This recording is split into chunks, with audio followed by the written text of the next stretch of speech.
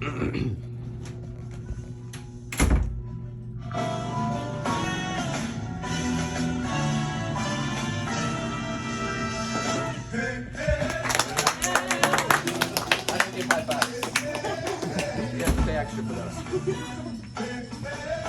it going? Everybody having fun tonight? Yeah!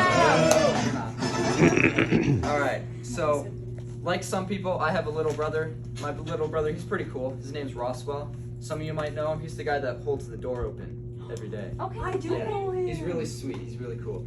But he asks a lot of weird questions. So he's gotten into like would you rather questions. You know those? Like would you rather fly or I don't know, dig through the earth? Lots of random ones. But there was one time where he asked me one that really caught me off guard. And he said, would you rather take the elevator to go down or jump? For context, we were at a hotel. We were looking out the window on the 6th floor. What kind of a question was that? Of course I'm jumping! It's so quick! It's so quick. Very efficient. But yeah, that's not the strangest thing that happens between brothers in my family. So I also have an older brother. I have lots of siblings, actually. There's tons of us. It's like a zoo. But I have an older brother. His name is Donovan. Right? And Donovan and I almost forgot his name and I just said it. Donovan and I, we argue sometimes, right, like all brothers do, but we don't really get physical with it, you know, it's mostly just words. But we've never really like come to blows or anything like that, except once. And this is a really good one. I'm kind of bummed out because I was too young at the time to like actually remember this going down, but my dad remembers, and this is his favorite thing to talk about all the time. So I was like a little infant, like tiny, and my dad had put me in one of those baby saucers, you know, with like the plastic ring around you, with like the rattles and everything, and you just kind of like bounce around and have fun, screwing around because you're a baby, you don't care. And Donovan, he's like 2 or 3 years old, so he doesn't care that I'm having fun. He wants to have fun, so he waddles over, and he's messing with me. He's getting in my face, making noises like stupid. And so my dad's over here. He's sitting on the couch. He's watching this go down, and he sees that I'm getting agitated, and he sees that Donovan's not going to stop. So he says, "Hey, Donovan, you should probably stop doing that." And Donovan looks at him. And he goes, and he starts doing it again. And he says, all right, well, you're gonna face the consequences. And so, little baby me looks Donovan in the eyes. And Donovan looks me in the eyes. And my tiny little baby hands shoot out like rockets, grab his ears with the grip of like a gorilla, and just slam his face into the plastic ring. He starts crying, and he's crying, so now I'm crying, and then my dad sees that he's gonna have to explain to mom how the nose broke, and he's not gonna say that the baby did it, so he's crying. He doesn't want to explain it, so we're all crying, and it's just terrible. Horrid. But Donovan, he's actually pretty strong, you know, so I do have to give him credit. Don't want to make fun of him too much.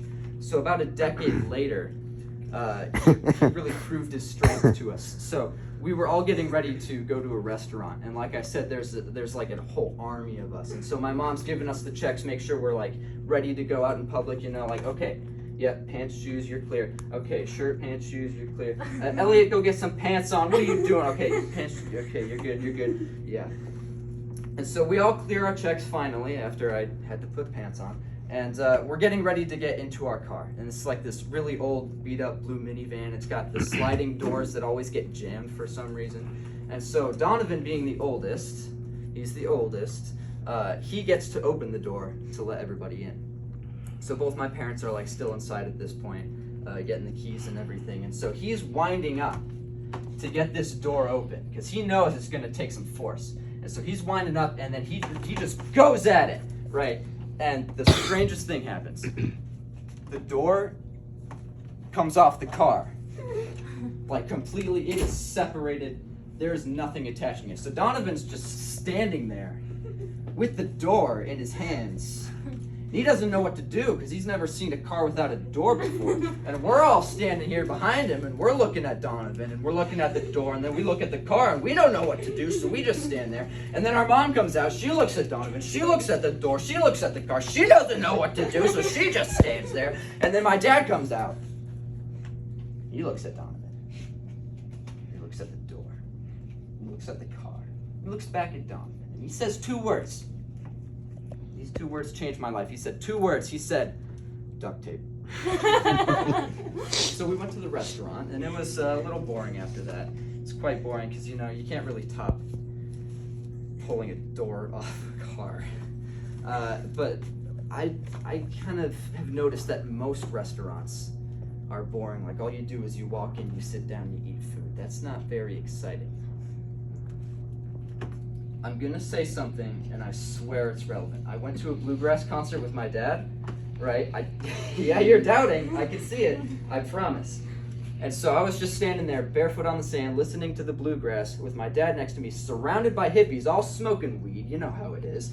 And so we're just grooving. I didn't smoke weed, don't worry. And so we're all just grooving, and then I see a swing set. And I look at the swing set, and I don't know what it was, but I had a brilliant idea. Brilliant idea. All right, imagine this. 4-tiered restaurant, all right? Every single level of the restaurant, you have to pass an obstacle course to get through. All right, but each time it gets harder and harder. The first one's like really easy. All you have to do is like step around something. I don't know. But the food is terrible. It's like roadkill, nasty, garbage, but it's really cheap. And then you go up a level, you have to pass the next obstacle course, and you got better food, like, normal fast food, decent, but not very good for you. And then you go up again, the food gets better and better and better. And eventually you get to like the 4th level, and it's like, how many Michelin stars can you have? 5? It's 6 Michelin stars. It's great food. It's the best. And so you really want to get to the top. That obstacle course to get there is so hard. And let me tell you the genius of this restaurant, okay? People are gonna try to get to the good food, right? But on the way, they're gonna get a little hungry because of all that work they've been doing. So they're gonna wanna buy more food. See, this is a great idea. You can't steal it, it's mine. And if you do steal it, because I haven't like patented it or anything, I get 10%. Okay? So they're all working really hard. I mean, we can give them like a complimentary glass of water each level that they pass, just to make them feel good. We'll give them like a shot glass, maybe. Shot glass of water. The only problem that I have with this idea is that once you get to the top, like, how do you get down? You had to work so hard to get there. What's a good way down? And so I was talking to an architect, and she told me, well, you have two viable options on how to get down. And I said, okay, well, what are they? And she said, well, would you rather take the elevator down or jump? That's all I got. That's all I got. Woo!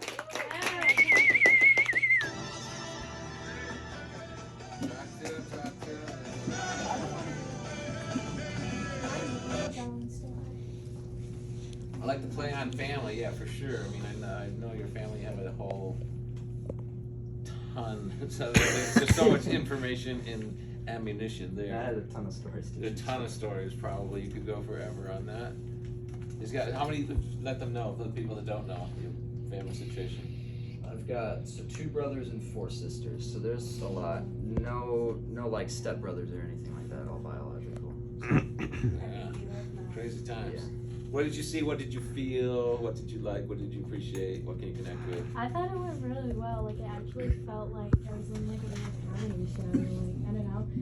I definitely go to one and get some like mac and cheese while I'm sitting there, but I was like, it was really funny.